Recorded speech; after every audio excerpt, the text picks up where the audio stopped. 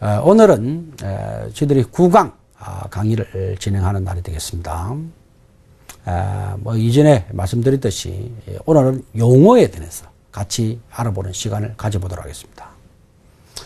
사실 이제 선물 옵션이 많이 낯설다 보니까 먼저 이 용어부터 조금 우리가 접근하기가 쉽지 않죠. 용어부터 접근하기 쉽지 않은데 오늘은 해당되는 용어들을 같이 이해를 하면서 그 다음에 선물 옵션을 좀 더 보다 접근이 용이할 수 있도록 제가 도움을 드리는 시간을 가지고 오도록 하겠습니다. 자, 한번 같이 오늘은 거래 용어에 대해서 같이 알아보는 시간을 가져보도록 하겠습니다. 자, 우리가 이제 코스피 200 선물 화면을 이렇게 보게 되면은 이런 모습이 나타납니다. 선물 옵션 현재가 화면이 이렇게 있고요. 그리고 이제 오른쪽에 막 증권사마다 HTS상 약간의 변화는 있겠습니다만은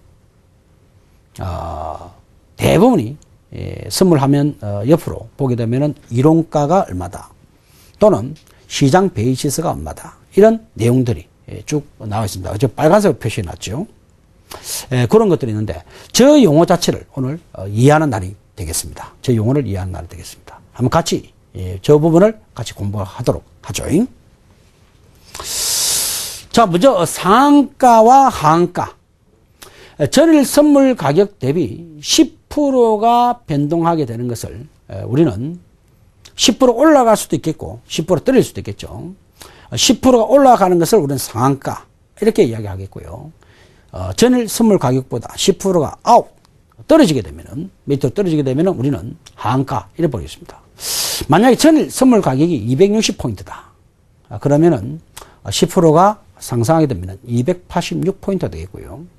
10포인트가 떨어지게 되면 234포인트가 되겠습니다. 그래서 상한가 한가는 우리가 전체적으로 10%를 기준으로 움직이고 있다. 이렇게 보면 되겠네요. 자, 다음 한번 보도록 하죠. 그 다음에 12상한가, 12하한가 이렇게 나와 있습니다. 10이라는 건 서킷 브레이크라는 건데요. 이것을 조금 보충해서 설명하고 같이 좀 이야기를 하기도 하죠.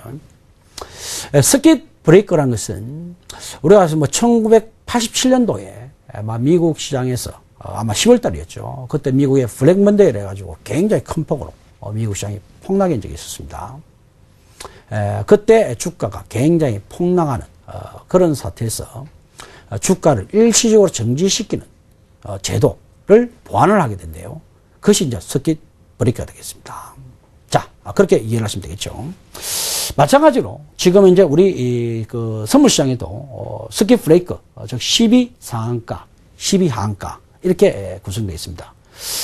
그러면은 서킷 브레이크 자체가 우리가 굉장히 주가가 급등락했을 때 발생되는 현상이죠. 우리가 주식시장에도 서킷 브레이크가 있는데 이 부분을 조금 보충해서 같이 한번 또 이야기를 좀 말씀드리겠습니다. 주식시장에서는 서킷 브레이크가 보통 지수가 10% 이상 크게 급락했을 때 우리가 서킷 브레이크를 발동시킵니다. 발동시키죠.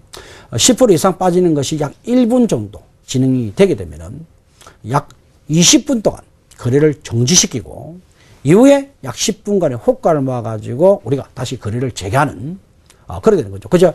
서킷 브레이크가 발동되면 즉 30분 이후에 거래가 시작되겠습니다. 20분간은 중단, 10분간은 동시효과처럼 가격을 모으고 그 다음에 진행하니까 30분 이후에 하게 된 거죠. 주가가 크게 빠졌을 때 좀 진정시키는 그런 효과를 가진다. 이렇게 볼 수 있겠습니다. 그런데 그거는 현물시장에서 그렇게 보는 거고요. 선물시장에서는 어떻게 되냐면은 현물시장은 10% 급락이죠. 선물시장에서는 5%의 등락 이렇게 이야기하고 있습니다. 즉 선물이 5% 이상 올라가거나 5% 이상 빠질 경우에 발생되는 것이 10이다. 서킷 브레이크가 걸린다. 이렇게 보면 되겠습니다. 그럼 5% 이상 올라가는 것이 약 1분 이상 지속이 되고 또는 5% 이하 떨어지는 것이 1분 이상 지속이 되게 되면은 일단 5분간 선물 거래를 중단을 시켜버립니다. 5분간 중단을 시켜놓고 그 다음에 약 10분간 동시효과처럼 또 호가를 접수를 다 받고 난 뒤에 그 다음에 다시 거래를 재개하는 행위다. 이렇게 이제 볼 수 있겠습니다. 그렇기 때문에 현물시장하고 약간 틀리죠. 현물시장에는 폭락되는 경우만 서킷 브레이크가 발동되지 폭등하는 경우에는 서킷 브레이크가 발동되지 않습니다. 그렇죠. 그런데 우리 선물 시장에는 5%가 급등하거나 5%가 급락했을 경우에 발생되는 현상이기 때문에 급등, 급락 다 해당된다. 이렇게 우리가 볼 수가 있겠네요. 자, 다시 화면을 보도록 하죠. 그러니까 12 상한가라는 것은 전일 선물 가격 대비 5%의 변동, 플러스 5%이든지 마이너스 5%이든지 그렇게 발생되는 것을 우리는 서킷 브레이크 우리가 상한가다 이렇게 합니다. 그러니까 전일 선물 가격이 260포인트다 이렇게 되면은 5% 상승하게 되면 273포인트 되겠죠. 그리고 5% 빠지게 되면 247포인트 떨어지게 되는데 약 이런 가격이 1분간 지속이 된다 그런다면 일단은 선물을 중단시킨다는 얘기죠. 중단시키고 5분 동안 중단시키고 그 다음에 약 10분간 동시효과를 다시 만들고 이후에 다시 거래를 재개하는, 그러니까 즉 중단시키고 난 뒤에 15분 이후에 다시 거래를 하는 행위다 이렇게 보면 되겠습니다. 이것이 바로 12 상한가, 12 하한가 이렇게 되어 있습니다. 자, 그래 보면 되겠죠. 자, 그 다음 하면 지수선물 이론가격이라는 게 있습니다. 선물의 이론가격이 있는데요. 지수선물의 이론가격이 어떻게 구성이 되느냐면은 우리가 현물 가격과 선물 가격을 이제 비교를 하면서 진행하게 되는데 통상적으로 우리가 현물 가격과 선물 가격의 차이는 어떻게 발생되냐면은 기간의 차이밖에 없습니다. 기간의 차이. 사실은 똑같은 놈이죠.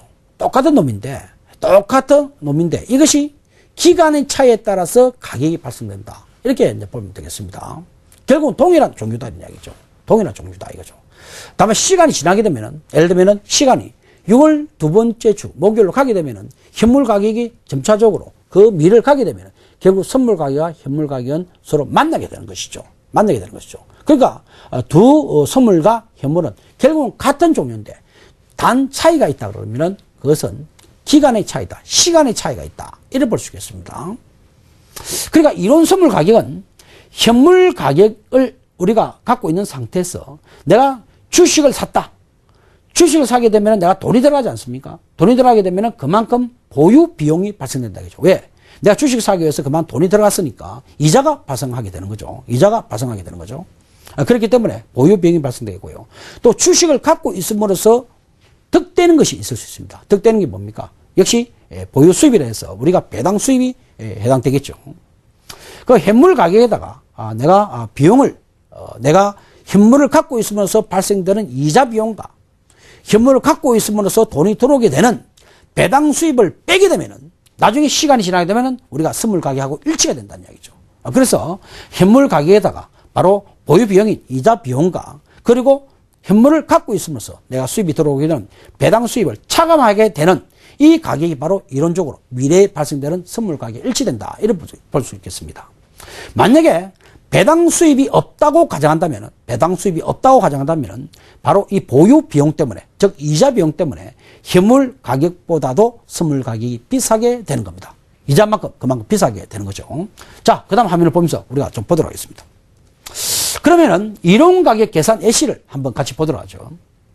현재 현물 지수가 250포인트라고 한다면 이 250포인트에 CD 금리가 지금 3%다. 그리고 기간이 지금 60일 남았다고 가정했을 때 배당 수입은 전혀 지금 없는 상태라고 본다면 선물의 이론 가격이 얼마가 되느냐 이런 이야기죠. 250에다가 바로 이자율을 합한 금액이 즉 그걸 합하게 되면은 251.2포인트가 나오게 되네요. 이것이 바로 선물의 이론 가격이다. 이렇게 볼 수 있겠습니다. 선물의 이론 가격 이렇게 되겠네요. 자, 그 다음 한번 보도록 하죠. 그러면은 이론 선물 가격과 현재 우리가 선물 가격하고 차이, 이것을 우리는 계리도라고 이야기합니다. 우리가 아까 계리도라고 우리가 보통 우리가 선물의 현재가를 보면 여러 가지 그 용어가 있다고 그랬죠. 용어 보면 계리도다 뭐다 하는 용어가 있는데 그런 것이 무엇인지 개념만 우리가 알고 있으면 되는 거죠. 실제로 그것을 알고 모르는 것이 꼭 우리가 결정이 영향을 미치는 건 아니겠지만 어쨌든 그 용어가 무슨 의미인지는 알아야 되겠죠. 오늘은 그 용어를 우리 같이 공부하는 날이 되겠죠. 자, 계리도라고 하는 것은 이론적으로 원래 선물 가격이 가야 될 금액이 있는데 그 금액과 현재 시장에서 거래되고 있는 선물 가격하고 차이는 어떻게 되느냐를 보는 거죠. 그것이 계리도가 되겠습니다. 예를 들어 이론적으로 계산해 보니까 현물 가격에다가 이자율만큼 감안하게 되면은 이론적으로는 선물 가격이 260.20이 돼야 되는데 현재 선물 가격이 259.70이라고 한다면 그 두 개의 차이가 선물 가격이 약 0.5 정도의 차이가 있다. 이렇게 볼 수 있겠죠. 그걸 우리는 계리도다. 그렇게 이해한다. 그죠. 자, 그럼 되겠습니다. 그래, 계리도라는 것은 뭡니까? 이론적으로, 이론 선물 가격은 이자율만큼 차이라고 그랬죠. 현물 가격보다 이자율만큼 더 비싸야 된다 그랬죠. 배당이 없다고 가정한다면 그 이론 선물 가격이 있는데 그 이론 선물 가격과 현재 실제 거래되고 있는 선물 가격하고 차이, 그것이 얼만큼 계리도가 발생되고 있는가. 이것이 바로 계리도다. 이렇게 보면 되겠습니다. 자, 그 다음 한번 보도록 하죠. 그 다음 이론 베이시스. 여기서 말하는 베이시스라면은 소위 현물 가격의 차이 이렇게 이해하시면 되겠습니다. 베이시스라는 것은 현물 가격의 차이 이렇게 보시면 되겠습니다. 이론 선물 가격이 만약에 260.20이라고 한다면 현재 코스피 100 현물 가격이 258.20이다. 그러면은 이론 베이시스는 2포인트, 약 이론 선물 가격, 현물 가격 차이가 약 2포인트 정도 되겠네요. 그래서 약 이론 베이시스는 2.0포인트가 이론 베이시스다. 이렇게 보면 되겠네요. 그렇게 보면 되겠습니다. 자, 그 다음 한번 보도록 하죠. 시장 베이시스는 선물 가격이죠. 즉, 시장 가격이죠. 시장 가격과 현물 가격하고의 차이. 그것을 우리 시장 베이시스다. 이렇게 보면 되겠습니다. 현재 시장에서 거래되고 있는 선물 가격이 만약에 259.20이라고 한다면 현물 가격이 258.20이다. 그러면은 선물 가격이 현물 가격보다 약 1포인트 정도 비싸죠. 이것은 바로 시장 베이시스가 1.0. 자, 시장 베이시스는 1.0이 되겠습니다. 자, 이론 베이시스와 시장 베이시스에서 제가 말씀드렸죠. 베이시스라고 하는 것은 뭐냐면은 현물 가격하고 차이를 이야기합니다. 현물 가격과 이론 선물 가격하고 두 개의 차이가 있다 그런다면 그건 이론 베이시스. 현물 가격과 시장 가격인 선물 가격하고 차이가 있다면 그건 시장 베이시스. 이렇게 이해하시면 되겠습니다. 자, 다음 한번 넘어가도록 하죠. 자, 그 다음에 콘탱고라는 용어가 있네요. 콘탱고라는 것은 선물 가격과 현물 가격을 둘이를 비교해가지고 선물 가격이 현물 가격보다 훨씬 더 높다면 선물 가격이 현물 가격보다 훨씬 높다면 이것은 우리의 정상적 시장이다. 이렇게 이야기하는 거죠. 우리가 오늘 과정에서 이런 이야기를 하고 있죠.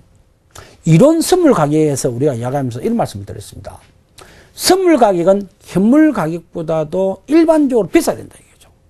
물론, 현물 가격보다 선물 가격이 싼 경우가 있습니다. 배당 수입이 아주 많이 들어오는 시기죠.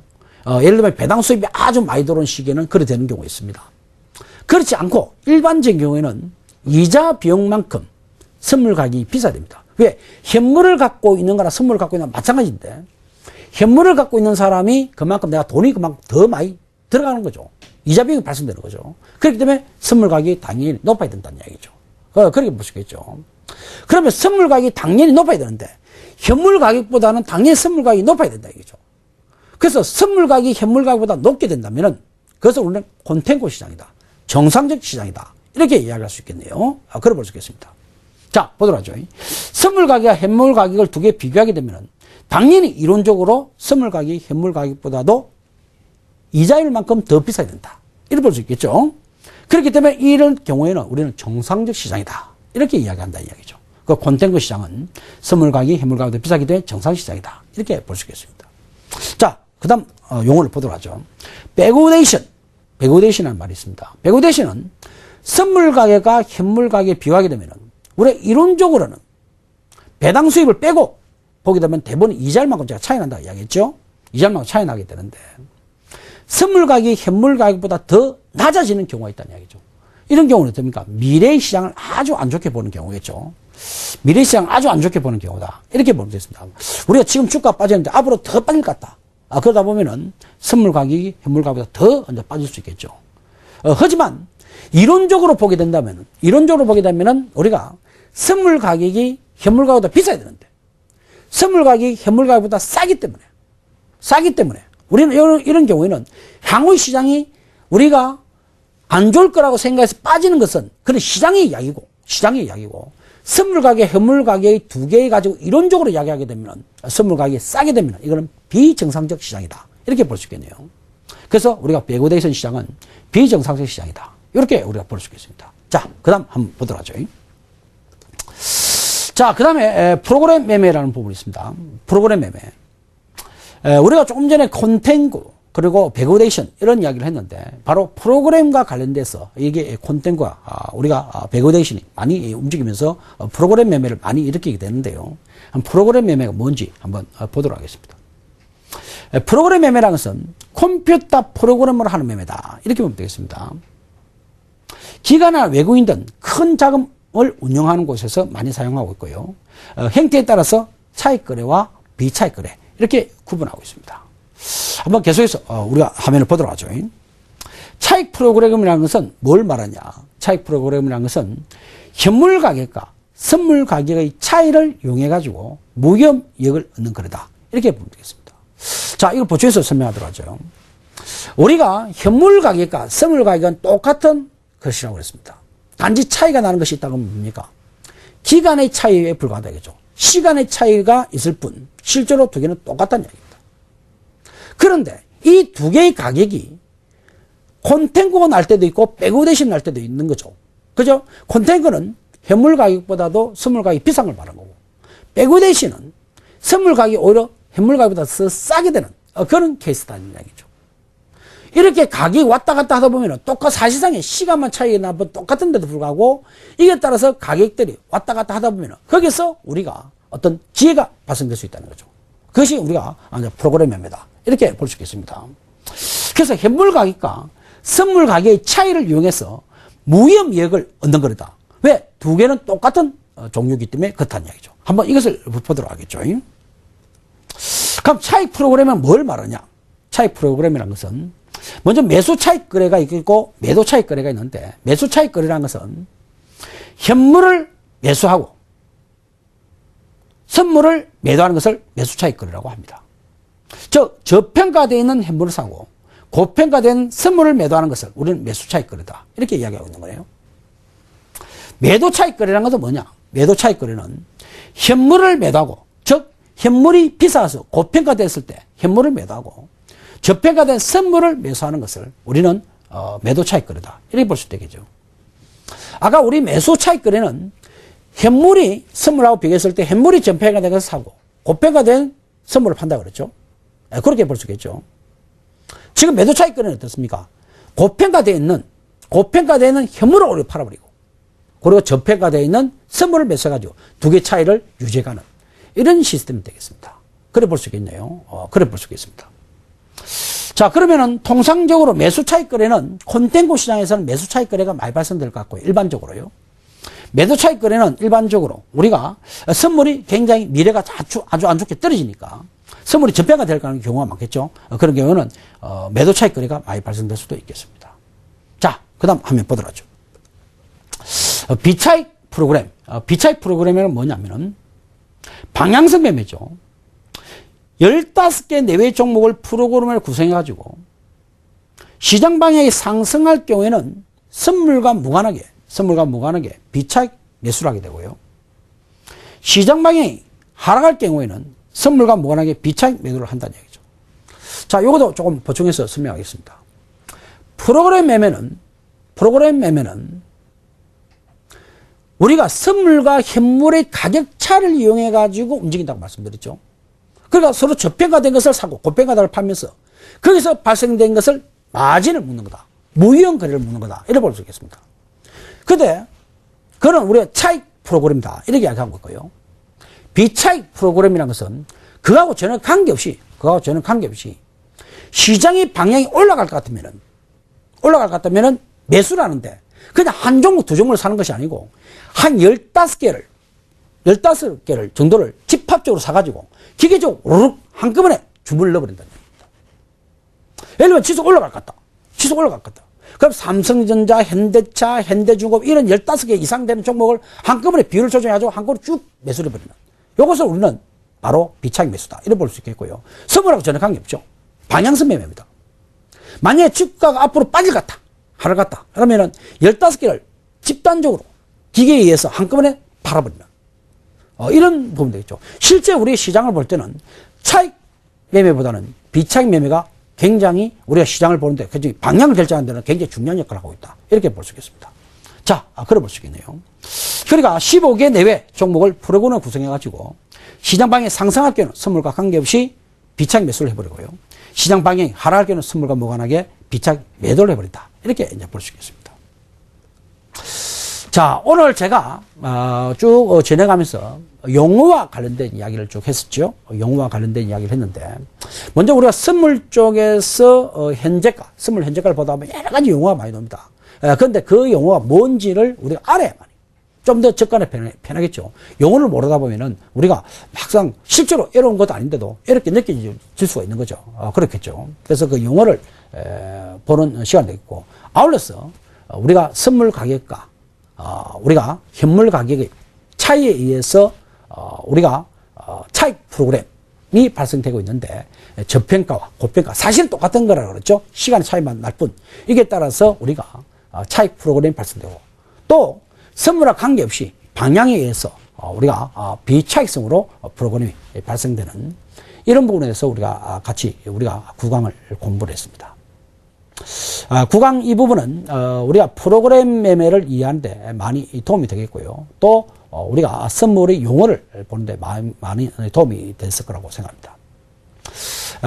우리가 특히 방향성 매매에 있어서 제가 그 말씀드렸죠. 방향성 매매에서는 차익 프로그램은 별로 중요한 것이 아니고요. 비차익 프로그램은 매우 중요합니다. 그래서 비차익 쪽으로 만약에 매수가 많이 들어오게 되면 방향이 우리가 상방향이 들어갈 수도 있겠고요. 또 비차익 매도가 많이 나오게 되면 방향이 하락 방향으로 오고 있구나. 이렇게 우리가 시장의 방향을 읽을 수 있는 그런 부분입니다. 자, 오늘 제가 구강 시장의 거래 시장의 용어에 대해서 같이 프로그램과 관련돼서 같이 나누는 시간이었습니다. 다음 10강에서 다시 만나뵙도록 하겠습니다. 감사합니다.